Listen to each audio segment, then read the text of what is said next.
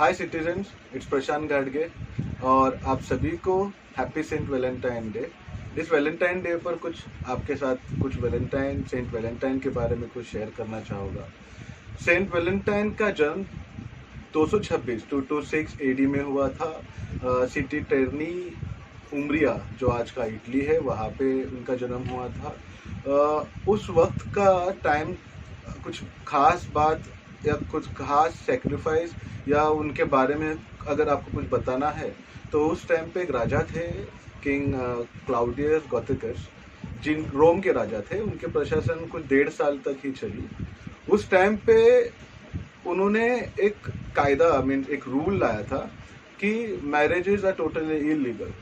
और इसकी वजह से क्या हुआ, जो भी मैरिज उस टाइम पे जिनकी शादी हुई थी उनके साथ अत्याचार होने लग गए। और उस टाइम पे उस राजा ने उस टाइम पे एक प्रथा ही बन गई थी that for the women they उनको सेक्सुअली और स्लेवरी और ये सारा चीज मीन्स वो महिला यानी कि उस टाइम पे एक खिलौना थी फॉर द मैन, फॉर पुरुष वर्ग के लिए वो एक खिलौना जैसा था। और उस टाइम के उस राजा ने खरे तौर पर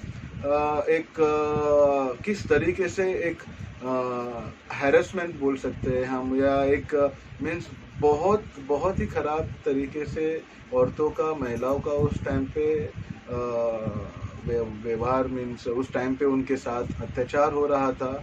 इसी वक्त सेंट वैलेंटाइन ने उनके खिलाफ, वो अकेले उस बंदे थे कि पूरे रोम प्रशासन के खिलाफ वो अकेले खड़े हुए थे।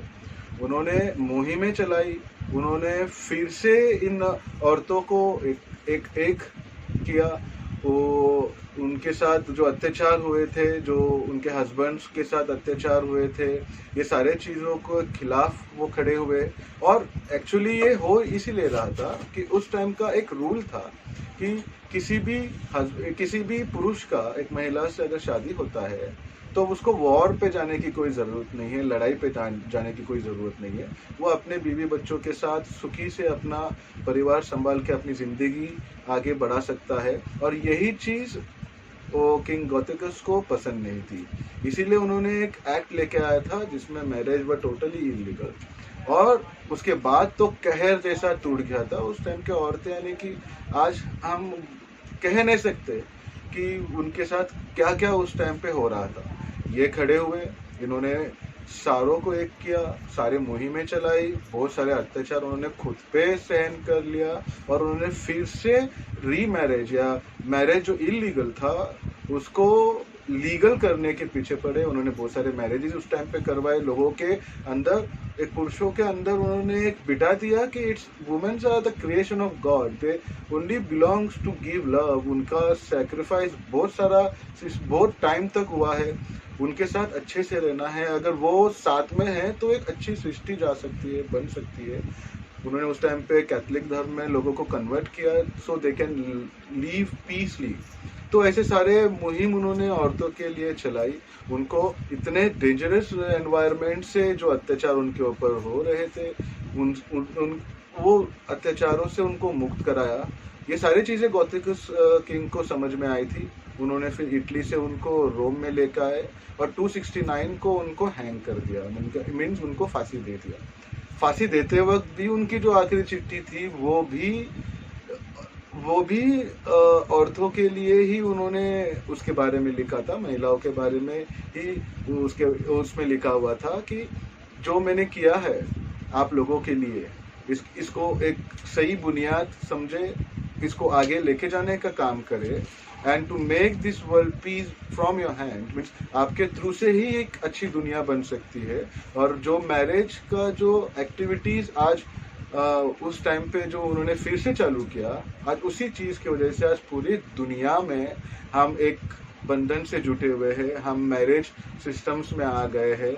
तो कह मीन सही मायने में अगर देखा जाए तो आज जितने भी मैरिजेस होती है या ये कल्चर जो आ चुका है जिसमें हस्बैंड एंड वाइफ मीन्स जो एक सोलमेट होते हैं जो आखिरी तक साथ में रहते हैं, वो सेंट वैलेंटाइन की वजह से ही आए थे।